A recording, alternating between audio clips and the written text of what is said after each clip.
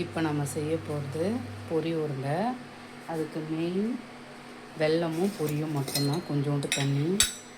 ஒரு அரை பாக்கெட் பொரி இருக்குது வீட்டில், சும்மா ஸ்நாக்ஸ் மாதிரி சாப்பிட்றதுக்காக தான். அதனால் கொஞ்சமாக வெல்லம் போட்டுக்கிறேன். ரொம்ப கம்மியாக தண்ணி ஊற்றிக்கலாம். ஒரு கால் கிளாஸ் தண்ணி ஊற்றிக்கிறேன். நல்லா பாகு பதம் வர வரைக்கும் நல்லா கொதிக்கணும்.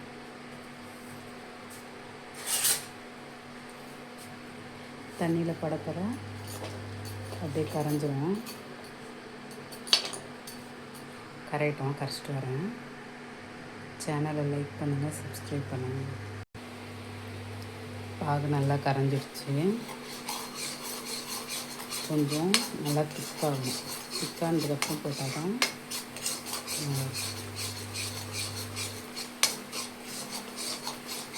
வெறும் வெல்லம் கரைஞ்ச உடனே போட்டிங்கன்னா அந்தளவுக்கு ஸ்ட்ராங்காக உருண்டையாக வராது. நல்லா பாகு வந்ததுக்கப்புறம் போட்டிங்கன்னா நல்லா உருண்டை பிடிக்கிறது சூப்பராக வரும். இது மாதிரி தண்ணியில் விட்டு பார்த்திங்கன்னா இது கரையாமல் இது மாதிரி வரணும். இந்த ஸ்டேஜில் கேஸ் ஆஃப் பண்ணிட்டு அவ்வளோதான், பொரிக்கட்டில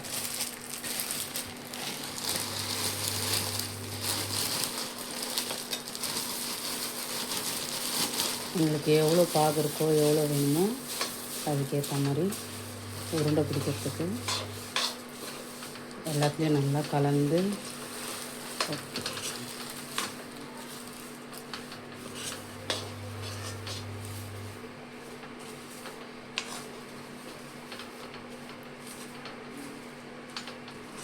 இப்போது சூடாக இருக்கும். கொஞ்சம் விதன்னு ஆனோடனே அதுக்குள்ளே உருண்டை பிடிச்சிடணும். ஏன்னா அப்போ தான் உருண்டை பிடிக்க முடியும், இல்லைன்னா அப்படியே தான் கொஞ்சம் லைட்டாக இருக்கும். அப்படி பிடிச்சிக்க வேண்டியது தான். கை சுடுது.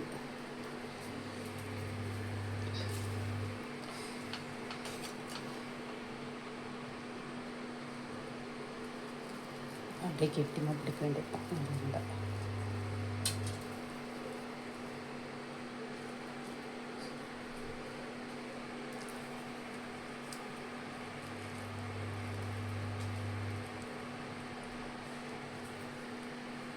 ஆறினோடனே டக்குன்னு மாதிரி கொஞ்சம் இதுவாக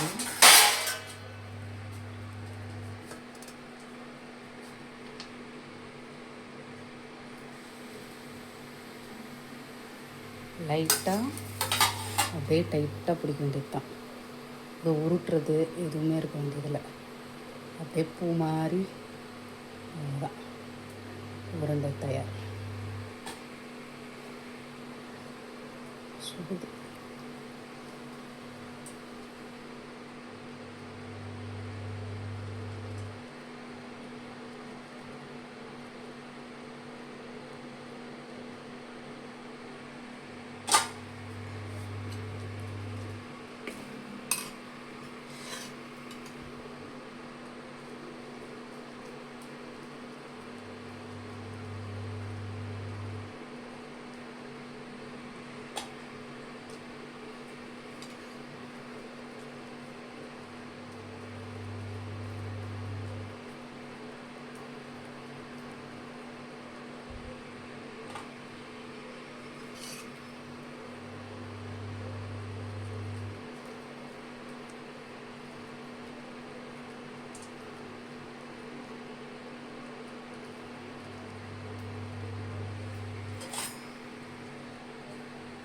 சுவையான பொரி உருண்டை தயார். சேனலை லைக் பண்ணுங்கள், சப்ஸ்கிரைப் பண்ணுங்கள். தேங்க்யூ.